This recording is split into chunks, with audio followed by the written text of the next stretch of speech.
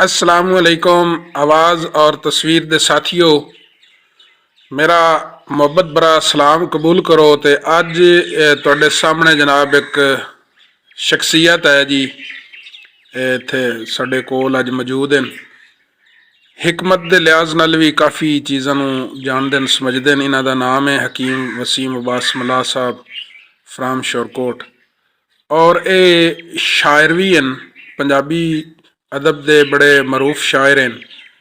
और हुण मैं जरा इन्हों एक गुजारिश करदा पिया बई ये सानू अपना कलाम सुनावन, तो इन्हों के गोश गुजार करने हैं कि सानू पंजाबी अदब नाल बड़ी लगन है। तो ये जनाब हुण सानू कोई पंजाबी दे विच कुछ अशार जड़े हैं वो सुनान। तो बाकी ये वीवर तुहाडे नाल भी असीं शेयर कर रहे हैं। इस तों अगर अच्छा लगे तो फिर तुसी इस वीडियो नूं शेयर कर देना तो लाइक कर देना जी। वसीम साहब, तुसी इस टाइम जनाब कैमरे की अख दे विच हो जी जी। तुसी कैमरे की अख दे विच इंज हो जिवें बोर्ड च टूआ लगो होया हुंदा। बिस्मिल्लाह खैर हो। ते आ गिड्डू ही पूज अखी चो तैनूं पूरी दुनिया वेखना है।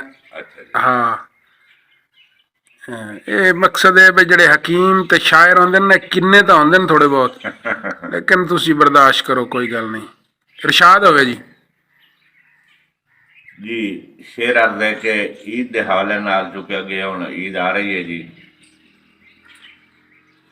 एक ईद की रात दूजा सजन की आमद, अख फड़के हुस्न जमाल की खातिर बमवक्ती पई तर पिटदी रही ओदे माल विसाल की खातिर। होया कि कमजोर वजूद नूं गील के आंदा ओदे इस्तकबाल की खातिर दमी हुक्म दिया सौ सजन रुसाई वसीम कंगाल की खातिर।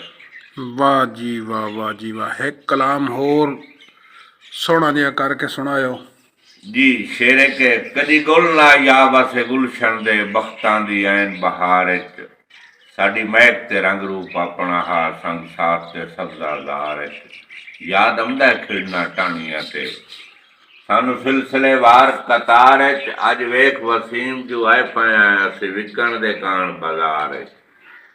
वाह जी वाह, वाह वाह वाह वाह वाह वाह वाह वाह वाह वाह वाह, क्या बात है, क्या बात है। ये दो याद ही ने या कोई और ही सुनाई? और भी शायद जी। अच्छा, सुनायो सुनायो। मेरे दिल दे मिसर दा लाडला यूसुफ तेनू कदी परेशान न वेखां। वाह जी वाह, तेरी अख दे घर सुख वेखां, दुख कदी मेहमान न वेखां।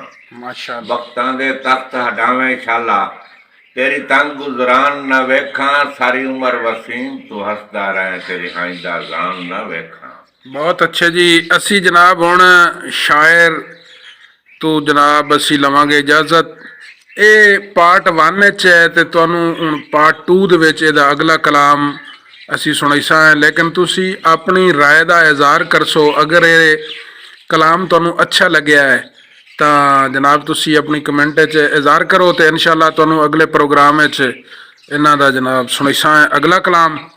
तो मजीद किसी दोस्त नूं मुशायरे वास्ते बंदा चाहिए होवे तो सरे दस तो इत्थे कमेंट दे विच जनाब अपना नंबर भेजे, तो शायर जनाब मुशायरे भी पढ़ता है तो हाजिर हो सकता है।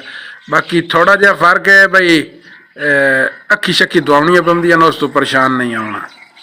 गिड्डू शिड्डू कटदा है अखी चुक, होर ज्यादा कोई मसला नहीं। सो कलाम अच्छा लिखता है माशाअल्लाह जी।